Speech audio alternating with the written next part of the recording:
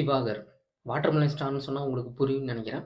இவரோட உள் மனசுக்குள்ள யாரோ வந்து போயிட்டு, "நீ தான் வந்து கோலிவுட்டே வந்து அடுத்த தலைமுறைக்கு நீ தான் நிமிர்த்த போறன்னு" சொல்லியிருக்காரு போல. ஒருவேளை இவரே வந்து இவரோட கனவுல போயிட்டு சொல்லியிருப்பாரு.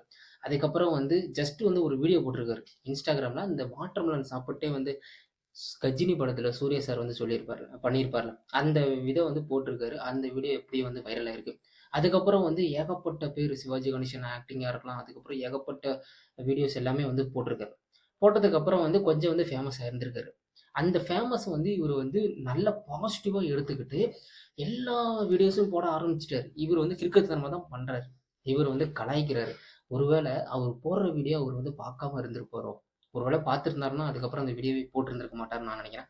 பார்க்குற எங்களுக்கு தான் வந்து அது வந்து நல்லா இருக்கா, நல்லா இல்லையான்னு தெரியும்.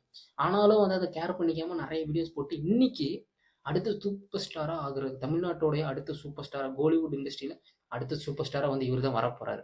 எஸ். இவரு ரீசென்ட்டா வந்து இன்டர்வியூ வந்து குடுத்திருக்காரு. கலாட்டாக்கு ஒரு இன்டர்வியூ குடுத்திருக்காரு. இன்டர்வியூ எடுக்கிறவங்க வந்து கொஸ்டின் கேட்டிருக்காங்க. அதுக்கு வந்து இவரால பதில் சொல்ல முடியல.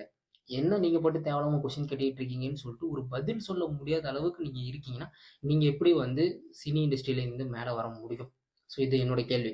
அதுக்கப்புறம் இவரு இன்டர்வியூக்கு போற இடத்துல வந்து நான் கேட்கிற கொஸ்டின்ஸ் மட்டும் தான் நீங்க கேட்கணும். அப்படின்னு இவரு வந்து அந்த கொஸ்டின்ஸ கேட்கலன்னா, அவர்கிட்ட இவரு என்ன சொல்றாரு? நீ வந்து படிச்சிருக்கியா? படிக்கலையான்றாரு. நீங்க வந்து மத்தவங்களுக்கு ரெஸ்பான்சிபிள் பண்ணக்கூடாது. உங்களுக்கு வந்து மத்தவங்க வந்து மரியாதை குடுக்கணுமா? திவாகர் அவர்களே, நீ வா போன்னு கூப்பிடக்கூடாதாம்.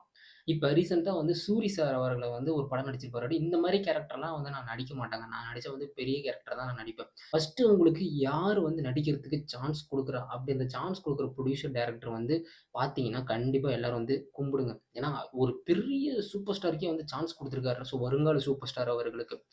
நான் ஒண்ணே ஒண்ணு கேட்க விரும்புறேன். நெறைய பேரு, நெறைய கன்டென்ட் புதுசு புதுசா யோசிச்சு, நெறைய சோசியல் மீடியால வந்து அவேர்னஸ் வீடியோ போடுறாங்க. இவர விட நல்லா வந்து ஒரு படத்த அப்படியே ஒரு சீன கிரியேட் பண்ணி வந்து போடுறவங்க நெறைய பேர் இருக்காங்க. அவங்களுக்கெல்லாம் வந்து ஆதரவு கிடைக்கவே மாட்டேங்குது. அது யாரா வேணாலும் இருக்கலாம். நானா இருக்கலாம், வந்து மத்தவங்களா இருக்கலாம். ஆனா, சும்மா வந்து ஏதோ ஒரு கிறுக்குத்தனமா ஒரு வீடியோ போடுறோம்ன்னு சொல்லிட்டு, இந்த மாரி இவரு மட்டும் கிடையாது. திவாகர் மட்டும் கிடையாது. நெறைய பேர் வந்து Instagramல வந்து சும்மா வந்து வீடியோ போட்டு, அந்த ஃபாலோவர்ஸ் ஒரு ஒ ஐநூ 500K ஃபாலோவர்ஸ் இல்ல வந்து 10,000 ஃபாலோவர்ஸ் இருந்தாலே வந்து நம்ம வந்து பெரிய செலிபிரிட்டி அப்படின்னு வந்து நெனச்சுக்கிட்டு இருக்காங்க. அது வந்து முற்றிலும் மாற்றணும். இந்த மாரி இவங்கள வளர்க்கறதுக்கு பதிலா, எத்தனையோ பேரு நல்ல விஷயங்கள் பண்ணிட்டு இருக்காங்க. சினிமா துறைக்கு வரணும்னு சொல்லிட்டு நெறைய பேர் வந்து நெறைய பேர் டெய்லியும் வந்து போயிட்டு, போயிட்டு வராங்க. அவங்களுக்கெல்லாம் வாய்ப்பு தராம, இந்த மாரி வந்து லூசுத்தனமா இருக்கவங்க, சுத்திட்டு இருக்கவங்களுக்கு வாய்ப்பு தராதீங்க. இவருக்கு சினிமா நடிக்க சான்ஸே குடுக்க மாட்டாங்க. ஆனா, இவரு சின்ன கதாபாத்திரத்தில நடிக்க மாட்டாராம்.